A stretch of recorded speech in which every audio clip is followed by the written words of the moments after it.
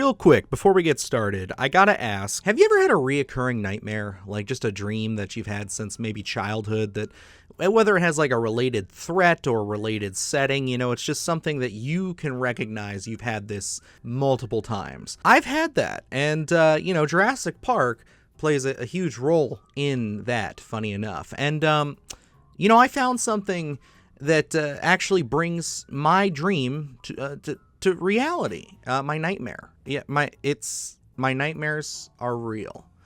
I can watch it, and I hate it, and I'm excited to share it with you.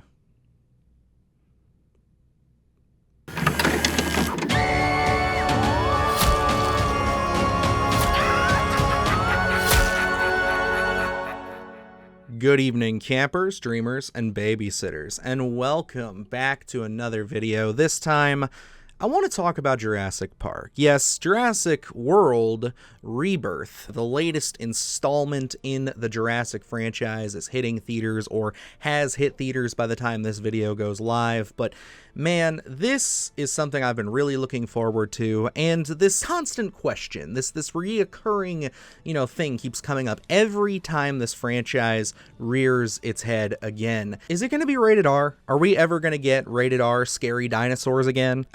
Well, we know with Rebirth it's not rated R, but it does seem to be promising scary dinosaurs. I thought this would be a really great time to go down a little bit of a Jurassic rabbit hole, because yes, all the same people, all of the same voices calling for an R-rated Jurassic Park have taken it upon themselves over the years to make some pretty terrifying Jurassic Park content. But not only that, you might be surprised to learn that the actual official franchise itself has dabbled in the darker side of the Jurassic storylines, and has kind of made some things that they seem to be trying to bury and hide. But just before we kick things off, I did just want to say, hey, how's it going? My name is Dylan, and if you are new to the channel here, thank you for clicking on this video. I hope that if you enjoy it, you will give this thing a like, help boost us up in the algorithm. So without further ado, let's talk about some spooky dinos.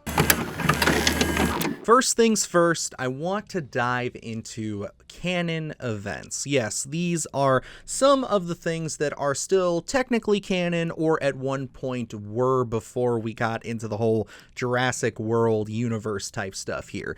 Because yes, there have been a couple of instances where Jurassic Park has really strayed into the more savage, more brutal, and certainly more scary aspects of the whole dinosaur theme park idea. Think it'll scare the kids? The kids? This will give the parents nightmares. Just like most book-to-film adaptations that we see, Jurassic Park took a bit of a departure from some of its original source material. Look no further than the cold opening of the book. Yes, this thing starts with a bang. So we are privy to some compies breaking their way into a Costa Rican hospital, where unfortunately they make their way to the nursery. What's the best way to put this? They make the movie The Coffee Table look like an episode of Bluey.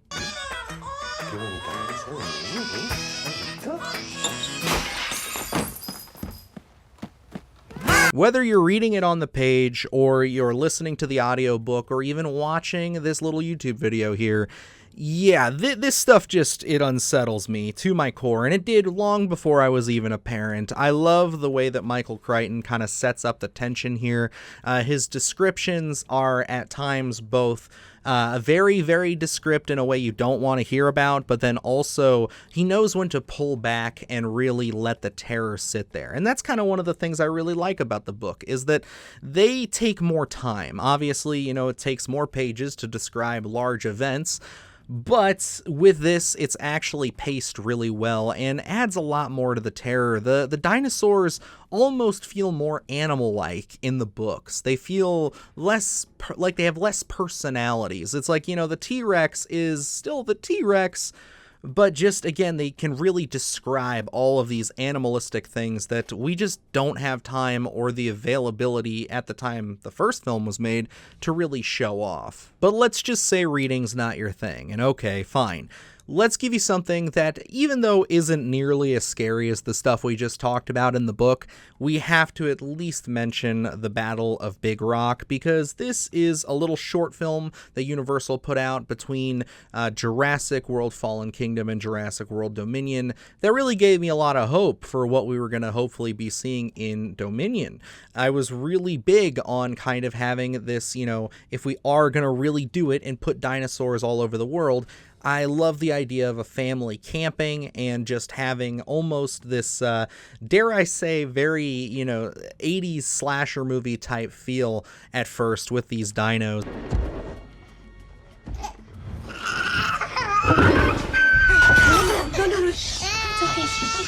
And this definitely does pick at a little bit of that childhood terror, just thinking, what the hell would I actually do if an Allosaurus just walked out of the forest right now? Like, what a scary world that is to live in. Now, keeping it within canon, but stepping into more soft canon territory, this is where some of this stuff has probably been wiped away due to, just how Jurassic World has played out, where the franchise has gone over the last few years. But I have to mention the Telltale Jurassic Park, the game, solely because of one little dino that gets introduced, and that is the Troodon. These things are awful. I hate them. They're very creepy. They're little cackles and howls made for some very intense gameplay. And again, this is just one of those little critters that I guess was supposed to make an appearance at some point in the films, but that just never got around to it. Now, it's actually not even mentioned in the first book, but it is something that is brought up only in fossil form in The Lost World, which is the next novel, obviously the sequel. They seriously are some of the most unsettling looking dinosaurs out there, and I think that the cell shading and everything they bring to the video game definitely adds to that. But hey, they've even most recently made this into a Hammond collection figure, and it looks creepy as hell. I really, really want to see them bring these to a live action film. Definitely, if they do it, they gotta up the ante with the horror, because the way these things operate in the game, oh my god, they would absolutely crush on screen. He's alive, but only technically. He's paralyzed and almost certainly brain dead. Laura. Eggs. It is a nest.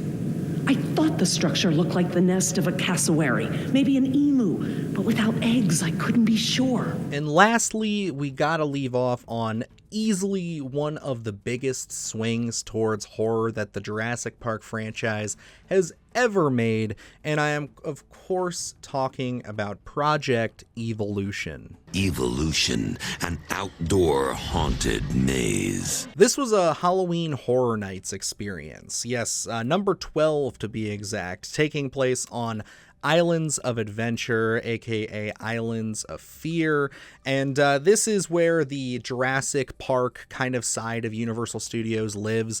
And boy, they really went all out for this year's kind of Halloween Horror Nights extravaganza by introducing Project Evolution. This is around the time just after JP3, where what they were kind of hinting towards going to next in the franchise, the word around the campfire was, and for those of you who don't know, this is going to be kind of wild, human and dinosaur hybrids. That's what they were going to try to go for, I guess, for the original Jurassic Park 4. And Project Evolution absolutely brings us into that with the character of Dr. Burton, kind of this mad scientist dude who's running around the park. He's also in the main haunted house that you would go visit, and he is pretty much just going around and warning you that all of his little creations, all of his hybrids have gotten loose, and they are trying to get him, and they will kill anybody else they find. And some of those fascinating little creations consist of Dilopho Man, Pterodactyl, and this odd Triceratops human hybrid that isn't specifically named. And then we have Gertrude, who is kind of this mysterious sea snake creature that's pretty awesome. I really like the way she looks. But yeah, these are all very fun, very out there, very mad scientist, very like almost Lovecraftian-esque dinosaur characters. And it's just kind of odd to see, you know, this franchise really take that horror swing in full focus and do something with like a Halloween Horror Nights, which I thought was a lot of fun and I thought would be perfect for this video. Stepping away from in-world canon stuff with the Jurassic Park franchise, I think I would be absolutely out of line if I did not at least mention the plethora of Jurassic Park media, especially when it comes to things like short films and short series. One of those names that I absolutely need to highlight today, just simply because they were the one that kind of opened the door for me on this, and I do think they have some pretty spooky and interesting kind of Jurassic Park videos for horror fans. I'm of course talking about Ali Awada. He is certainly one of the biggest on YouTube when it comes to these kind of Blender style Jurassic Park animations, and some of these they absolutely tick the boxes when it comes to the thrills and chills for me. Starting off with his Jurassic World fan film Missing. This is one of those ones that just absolutely creeps me out. I love what he does with playing with darkness here, and you can really tell that this is a bit more stripped down than some of the stuff we're going to talk about here later, but I think that's part of the reason I love it and why I find it so unsettling, because not only the dinosaurs he selects, and admittedly, yes, it is Blender animation, so sometimes things aren't always going to look amazing, but when they look amazing, they really do downright get under your skin. There's a couple of shots in this one that always stick out in my mind when I think about creepy and scary Jurassic Park content. If you dig that, then you absolutely need to check out his horror animation from Jurassic Park here called The River.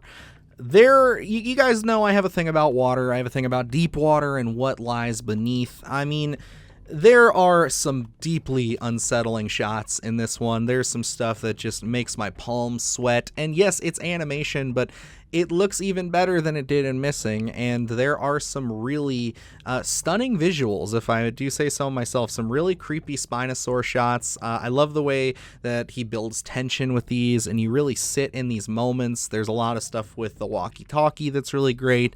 There's some kind of classic homage stuff you get in this, but you really start to get a sense for his pacing and just how he knows to build tension with these dinos. And again, it's all that more impressive that this is somebody working with no money and just kind of doing this on their own with their own skills and maybe the help of a few friends. All of that to climax in what I would say is probably his most ambitious project. He has a series on here called Sorna, which is also really well done. It's kind of him superimposing himself in Blender and actually making the film, and it's really, really something. Like, he starts off with this plane crash. You see things like Spinosaurus and T-Rex kind of face off. It's really smart because, you know, the way it's shot, you're not getting, you know, full-blown what we're used to seeing on the big screen kind of dinosaur action, but we're getting just enough to keep the tension there. And overall, I gotta say, this channel, when it comes to these kind of animated Blender, you know, get it done by any means necessary kind of short films, these are certainly something that you should seek out and look for. Now, there's hundreds of more that I could have chosen when it comes to these. This is just one creator I chose to highlight. If you know of anybody else who makes really great horror content, or even just Jurassic Park content like this, or like short films, comment down below, because I would love to, if this video does well, talk about more of them. But for me, this is certainly, like I said, the one that got me kind of into the Jurassic Park animated Blender sphere when it comes to some of the creepy horror stuff, so I had to pay my respects. I definitely will be linking his channel as well as the videos I'm using on screen down below. If you don't know about this, well, welcome to my nightmare. Yes, this is the segment where I'm going to talk about a little video that absolutely just sent chills up my spine, made my blood run cold when I watched it, because legitimately, this was something that I used to dream about constantly. And that's all due to found footage and analog horror Jurassic Park videos. Starting off with one of my favorites, this was an early one that I found, and this definitely falls into the analog horror category, but also has a nice little blend of found footage, and of course, I'm talking about Outpost B, which is this little kind of, it seems like it's a little bit of a Blender animation, again, not traveling too far away from what our last segment was here, but just adding the extra little bit of creep factor that really, I think, you only get with analog horror. Yes, because we just have a little bit of a voiceover between this gentleman who's essentially on the island, it seems like from the first film, and, you know, the power goes out, as it does on Jurassic Park, and, yeah, he has to go and try to find the power box. Very standard stuff.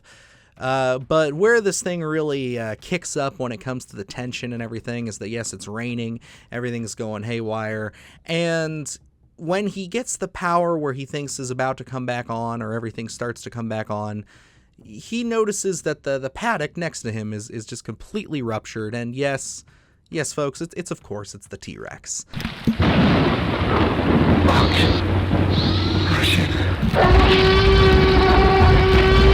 Man, they have some shots in here, some voiceovers, some sound design. Seriously, the sound design in this one alone, it gets under your skin. It's got a lot of really great little rips and tears, and again, all of that found footagey kind of analog stuff that you love from that genre, but mixed beautifully with Jurassic Park. I mean, I don't know if Jurassic Park really gets any scarier than this. Who am I kidding? It absolutely does. There's a video called Mosasaurus Dive, and again, it's found footage, it's a little bit of analog horror, and boy, it's creepy at first, you know, there's a little bit of a nice slow build up to this, all coming in at just a minute and like 55 seconds, mind you, the whole video.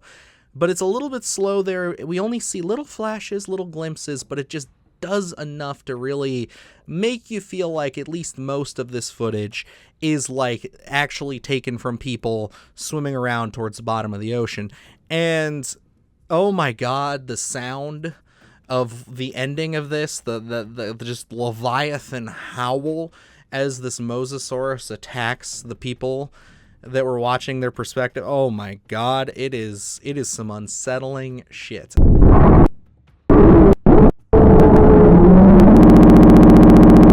I hate it. I really do. I found this watching it just at night in this office by myself when I was looking for more of these, just to be one of the most effective videos out there for me when it comes to just mixing the horror of Jurassic Park and analog horror. This one, I don't know if it's just, again, my thalassophobia, my personality here, but let me know if you've seen this and it gets under your skin, because God, this one, I hate it. I hate having to even just edit what I'm going to have to do later. It's just, I hate that last shot. I'd be completely lying, though, if I was to say that the Mosasaurus video was the scariest video when it comes to analog Jurassic Park horror. No, that honor goes to the channel Chronotican. Yes, there's quite a bit to dive into with his story and everything going on with what exactly the videos he makes are. But, man, this guy, he created something that truly, again, is legitimately pulled out of my brain from nightmares I used to have as a kid. He has a video on his channel called The San Diego Incident, and oh my God, guys, this video, it's amazing. The sound design is incredible. The horror that it brings to just like me, even today, there's still a couple of moments, admittedly, that completely gave me the chills and the willies, dude. I hate it. It's just something, I don't know, very primal about this dream. I would just have this consistent nightmare, even sometimes as an adult, where I would be just sleeping and I'd wake up and it's the middle of the night and there's a T-Rex walking around our house, my old family home.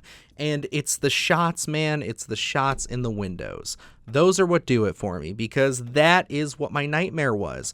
This T-Rex head looking at you from the window. And I know this all has to come from The Lost World, because it's called the San Diego Incident. The video is an homage to, obviously, the San Diego Incident in The Lost World, where we did see a similar sequence that was sort of paid for laughs, if you're okay with a dog being eaten by the T-Rex. That was sad.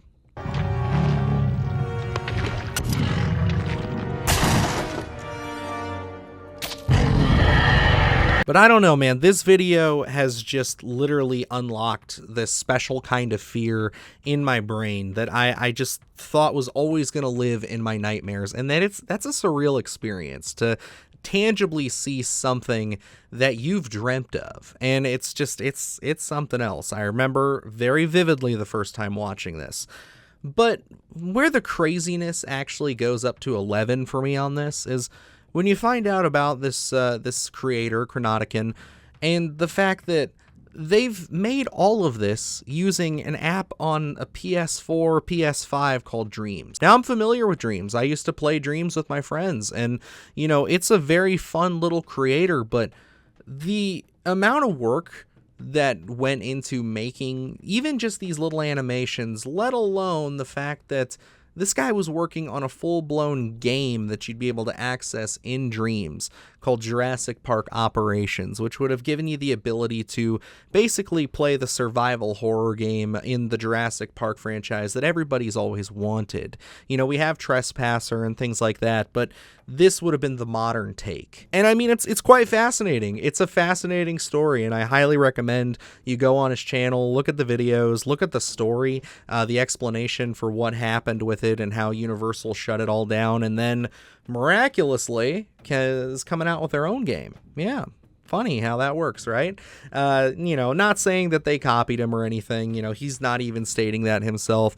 But, you know, they are coming out with Jurassic Park Survive. So as a Jurassic Park fan, hey, if this was the kick in the ass they needed, then I salute you, sir. Thank you for making these terrifying videos because, yes, not only is the San Diego incident one of his videos, but he has multiple. The most recent one is called the Shed Incident, and it is also quite creepy. Gets down with some raptor stuff. So, yeah, I can't say anything else but good things about this creator and their videos when it comes to making creepy, spooky, analog Jurassic Park content.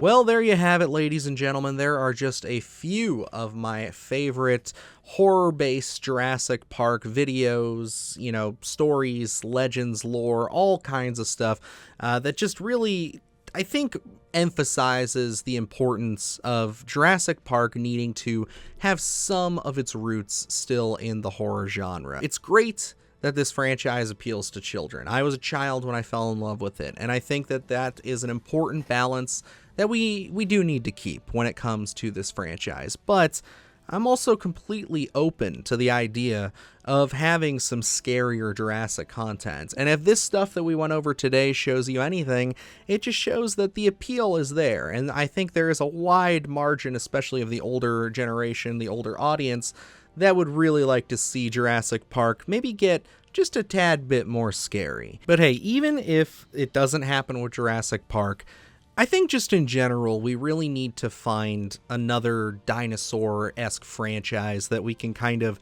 really dive into the scary stuff with. Now, I know there's been a few attempts. If any of you saw 65 from a few years ago, we really thought that was going to be scary dinosaurs, and well, it was okay dinosaurs. It wasn't the greatest dinosaurs. It was fine. It was just fine dinosaurs. And coming soon, we have the little independent film based off of a novel series called Primitive War, where it's Vietnam soldiers versus dinosaurs, which honestly sounds pretty awesome. I hope it can deliver. Really, where I think we need to go, I think we really need to see it. And I think that a company like Cineverse or Screambox or Shudder could really find the right home for this and give it just the right amount of money and give it just the right amount of oomph and push that it needs from the very hungry, R-rated, scary dinosaur film lovers. And of course, I'm talking about Carnosaur.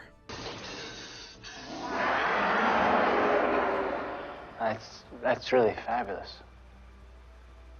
Like a great theme park. Yes, the Roger Corman dinosaur series, Carnosaur.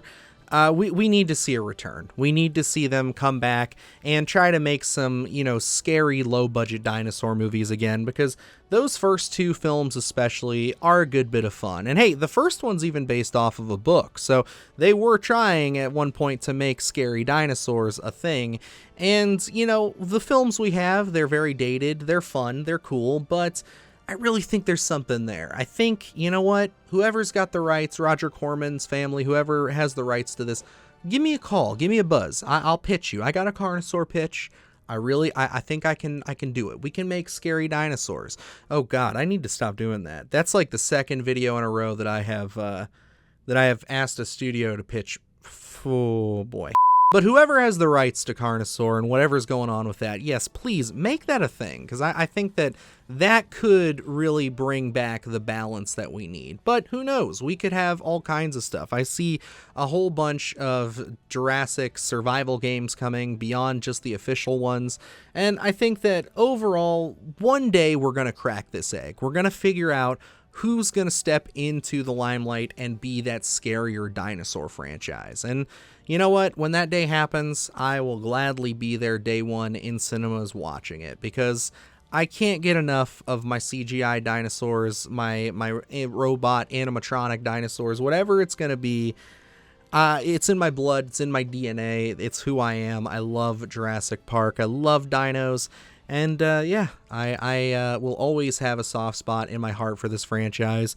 Honestly, no matter how bad, how goofy it gets. But those are just my thoughts, and again, I want to know yours down below, all the questions I asked throughout the video, but mainly, do you think that there is a franchise that could take up the mantle of being the scarier dinosaur franchise, or do you think that we could live in a world where we have R-rated Jurassic Park content along with our standard PG-13 stuff? I mean, again, I think it's important for children to have this franchise. I love that my son is as big a fan as I am of it, and I cannot wait to take him to see the new movie. So I need that as a father, but I think as a society we need that for our kids, because I just can't think of a world without Jurassic Park.